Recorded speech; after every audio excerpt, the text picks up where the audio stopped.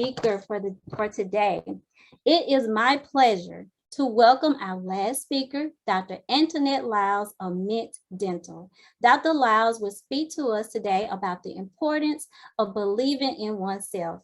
A first-generation college graduate in the first position in her family, Dr. Liles set a goal for herself and persevered through all of life's challenges. She is now a successful business owner, dog mom, and practicing dentist who has been featured on television docuseries Belle Collective on the Oprah Network.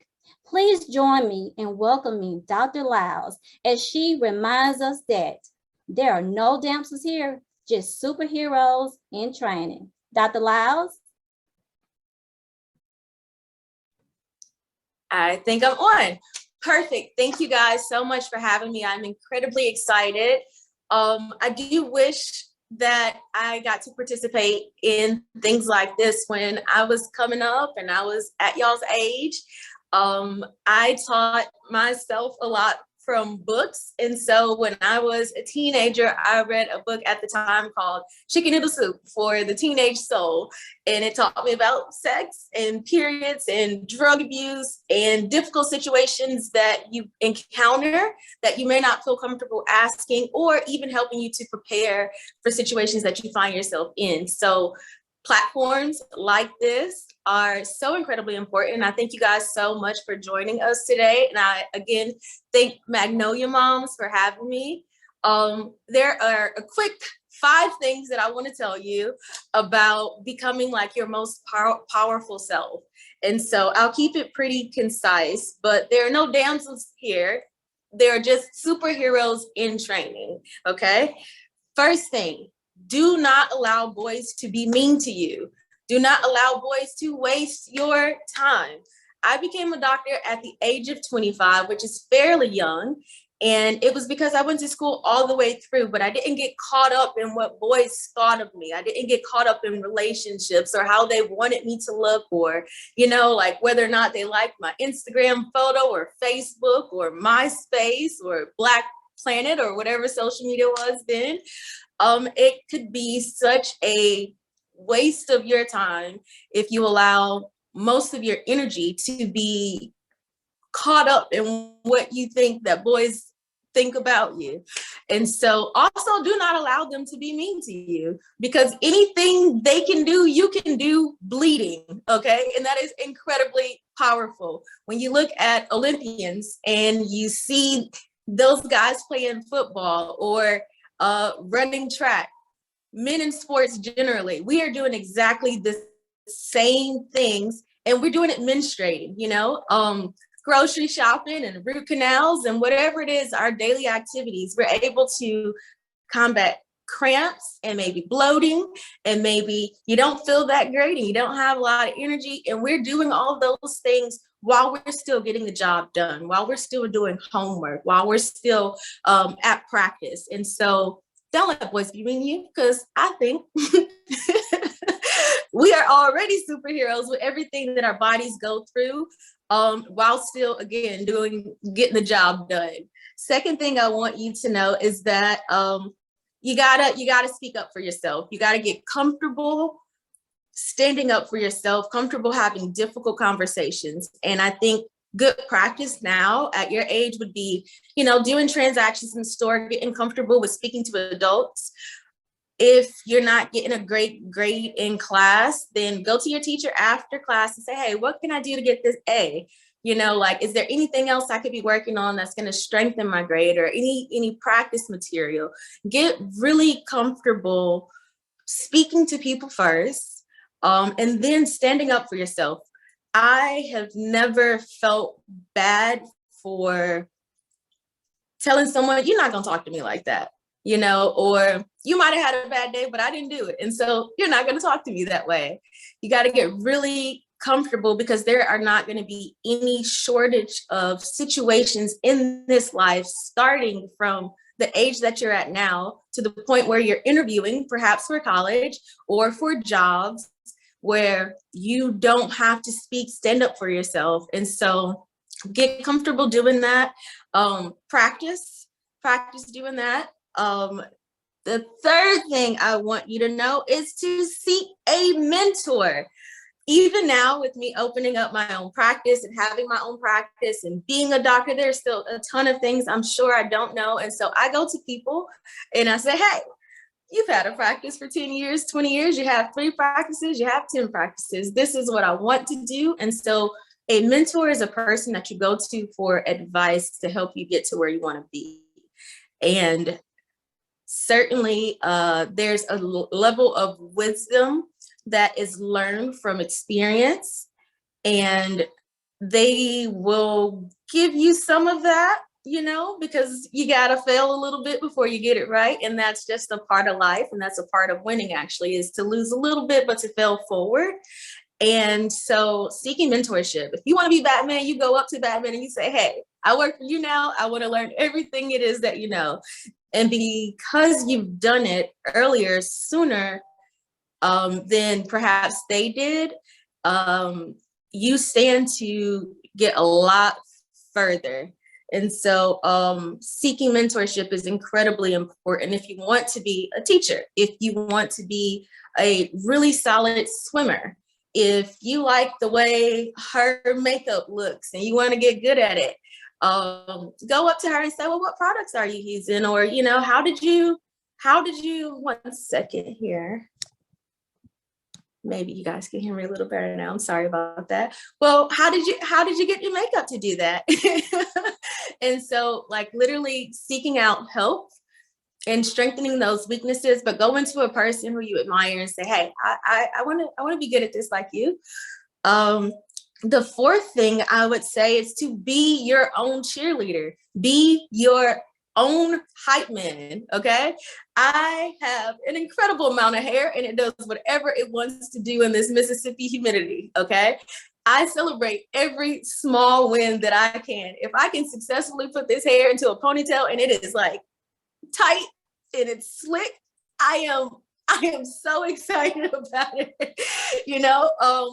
Sincerely not waiting on the outside, like the audience. You're not needing an audience for you to show up as your best self, because you already cheering yourself on. That's coming in from the inside. You know how hard you've worked to get to where you are. And it doesn't matter if you're not where you want to be yet, you're not where you were. And so always constantly cheering yourself on, being your own hype woman and saying, I got this. You see that ponytail? That ponytail looks better today than it did the other day. And so making sure that that again, like it's an exercise in building confidence. And the more confident you are, the more you have to offer the world. And so you're developing that, you're building that in yourself. And because you're building you built it for yourself, no one else can take it away from you.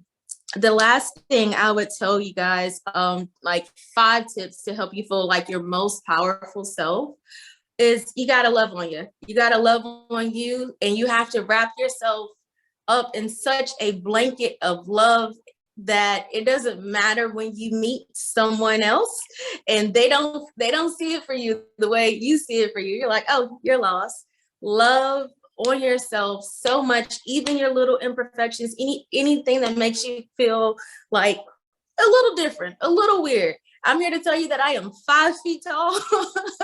I am 5 feet tall. And when I walk into a room, I never feel small, because that's just how I'm made. I didn't grow to be any taller than that. And that's not a thing that bothers me at all whatsoever. Wrap yourself in self-love, so much so that not a negative thing could hurt you at all. I want you, like, insults, you know, bad comments, not getting enough likes, none of those things matter whatsoever. Be the hero of your own story. This is a bonus one. Be the hero of your own story. If you don't like your story, rewrite it. You are the author. You get this one life to make a difference, and the difference that you want to make, it's not only for the world around you, but for yourself. And so you're the author of your own story. You're the hero in your own story. No one's coming to save you. There are no princes, you know, there are no kings that are just going to make your life into a fairy tale. You are responsible for doing that on your own, and you have the ability to do that on your own as well. I think if you begin to learn those 5 things and you start practicing on them, being your, like not letting boys be mean to you, not letting them waste your time, speaking up for yourself, speaking confidently, always standing up for yourself, seeking a mentor. Hey girl, I like that thing that you're doing. I want to do it too. Can you teach me how to do it? Being your own cheerleader, like, I got this, I can do this, I did this successfully yesterday. And then again, just loving on yourself. If you start practicing that now at your age, by the time you get to my age, you're gonna be fierce, you're gonna be fearless, and I'm gonna be reaching out to you to ask you how you did it. And so if you guys have like any questions, if you want to go a little more involved on like how we get to this point, how we get to the point where we are a dentist running her own practice, you know, a doctor by the age of 25. I've had women come up to me, you know, in the last year, and perhaps they're not in the best like marital situation, and they want to know what it took to be divorced and the steps that I sort of took afterwards. And again, you do it scared, you do it in fear, you do it saying, hey, I'm not going to be stuck in this place anymore. And so I'm going to take a chance on myself and go out and get the things that I want and follow my dreams. And so I think I saw a couple of questions here. We can go through those. Mint Dental is a practice that I built, and it is located in Pearl, Mississippi. If you guys know where the McAllister's is there, then I share a parking lot with McAllister's and a really great Mexican food place next door. Information about Mint Dental is available on www.mintdentalms.com. It tells you the kind of procedures that we do and even allows you to book an appointment. I see both children and adults. We do dentures and extractions and root canals and veneers and clear aligner therapy. And then we offer some types of sedation as well. Popping in on these questions here. How can we as parents help our daughters practice these things? I think if she's not her own cheerleader right now, then you're her cheerleader now. If, you know, she's not feeling the best version of herself, then that's when you come in and you be her hype man. You be like, look at you, look at the way you made that bed, you know, or whatever it is, like no matter how small, like you be her cheerleader first. I think again, allowing her to speak for herself whenever like we're processing transactions, maybe at the store. One of the things that I do in office whenever I do see a pedo patient is I am asking the questions to the child. Parents in the room, but I want to establish my own rapport with them and get them comfortable enough with me so that they know that I won't hurt them, because I won't. And so maybe that's for me in office, chair side, is, well, what's your favorite color? You know, or what's your teacher's name? And so getting them to find their voice, I think would be really helpful. For me, when I was in church, I got to pass out the programs to everyone, like church in Michigan when I was a kid. I got to pass out all the programs to people as they were coming in. And so even like small things like that, I think will help to develop more of a confident child so that you're not nervous when you go into new situations because you've already had some experiences interacting. I am looking for these questions. And I can't find them.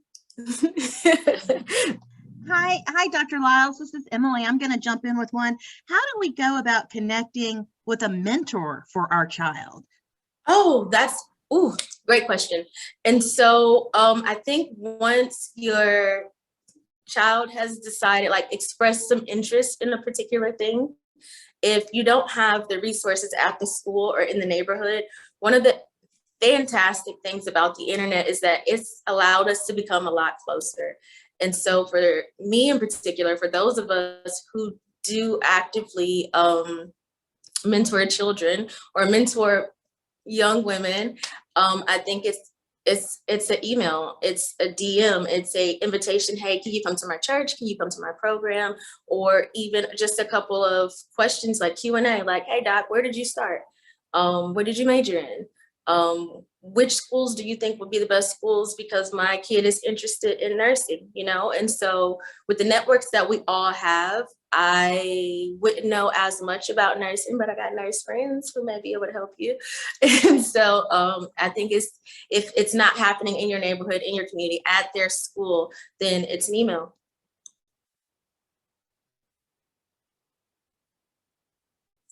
Thank you so much. That was great.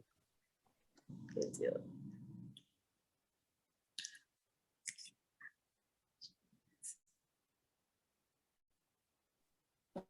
Dr. Liles, Yes. I love when you talk about self-love. Mm-hmm. So what is one, I have a question here. Mm-hmm. Let me find it. How can we help our kids with self-love?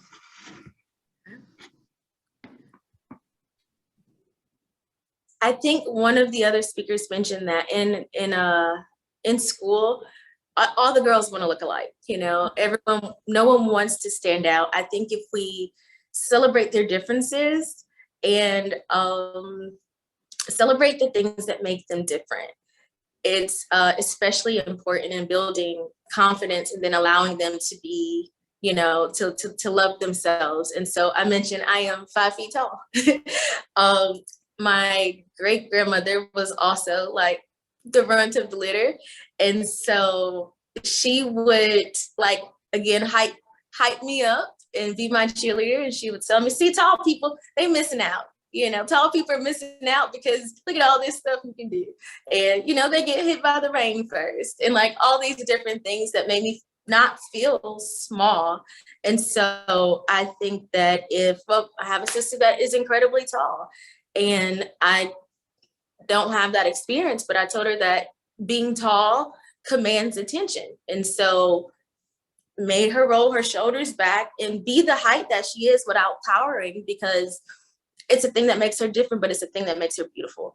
And so celebrating those differences such that they develop confidence in them, I think that could really help, could really work. And then showing them images of people who look similar to them as well. And so I don't know, if you have a daughter who's a redhead, there are a lot who has red hair. There are a lot of beautiful women who have red hair. So like constantly showing them perhaps also women who have similar features and things like them, who have gone on to be successful or celebrated, like finding their likeness could also help, I believe.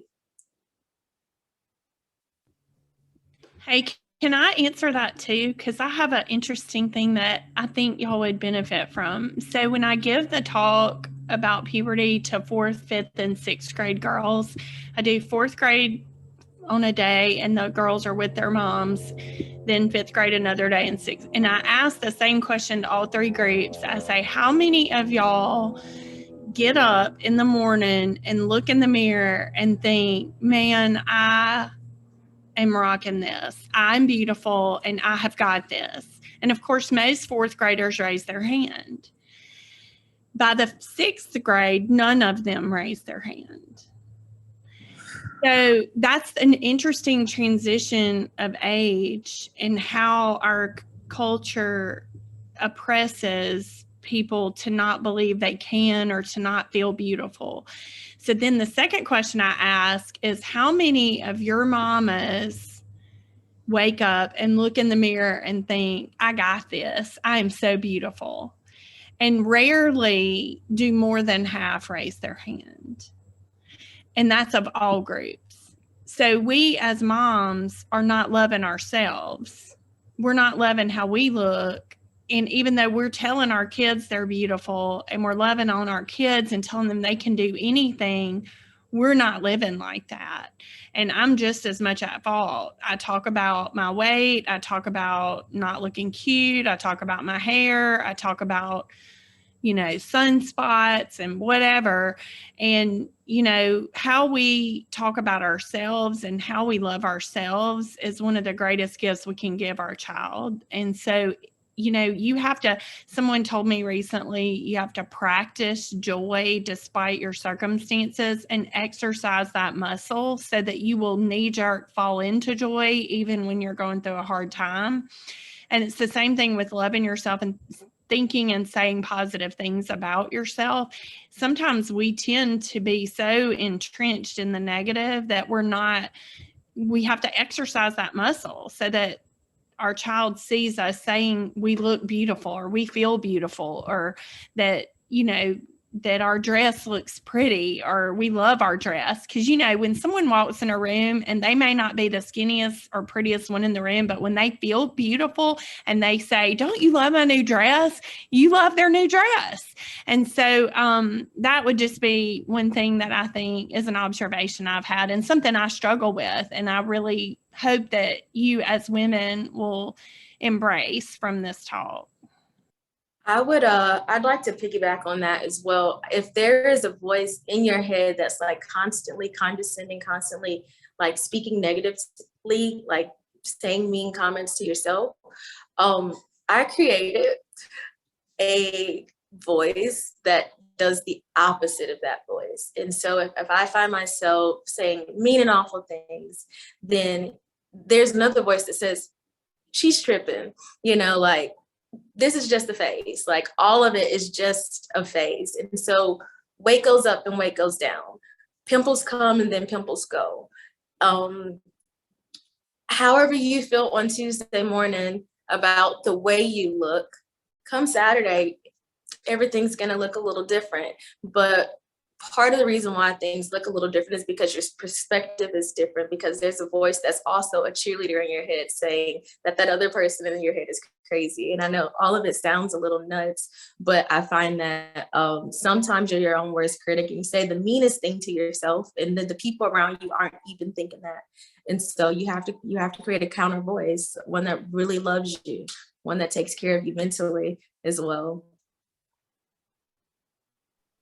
Thank you so much, Dr. Liles. You know, I totally agree with you and Dr. Philippi. I believe that your words are your superpower, so use them wisely. And what my children and I, what we do, we create positive affirmations and we repeat those every day. And not only are your children hearing from you, but they're watching you. So watching what you're doing. So I totally agree with you guys. And Dr. Liles, thank you so much for sharing your inspiring message today. It was a great message, something that our youth need to hear today. So before we close today, I would like to thank everyone for coming in, tuning in, and for our panel guests. And I also would like everyone to take a brief 60-second poll to let us know what you thought about today's Tween Talk virtual event. Please take a moment and take the survey.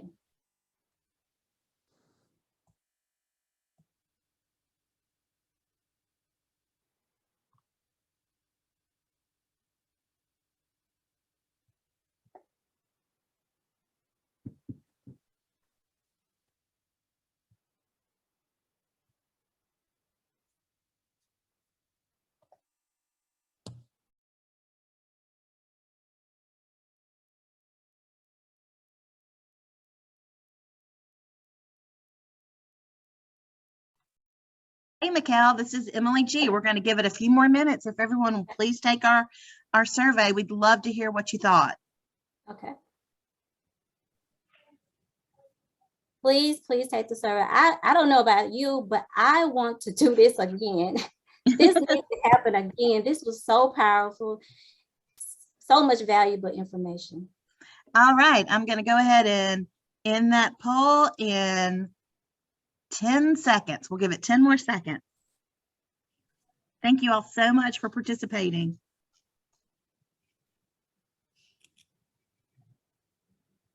In 5, 4, 3, 2, and 1.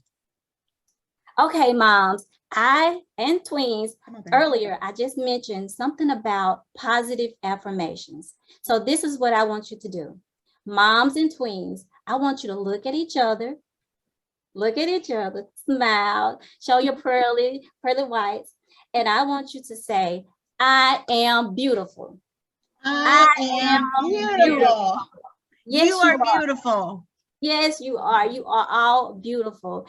And again, I want to thank you all for coming out and tuning in with us on this Sunday afternoon. Thank you to our wonderful speakers and our generous sponsors for making this event possible.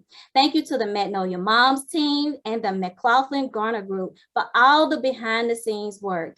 I would like to remind everyone to visit the Magnolia-Moms event site at magnolia-moms-events.com/tween for more Tween Talk resources.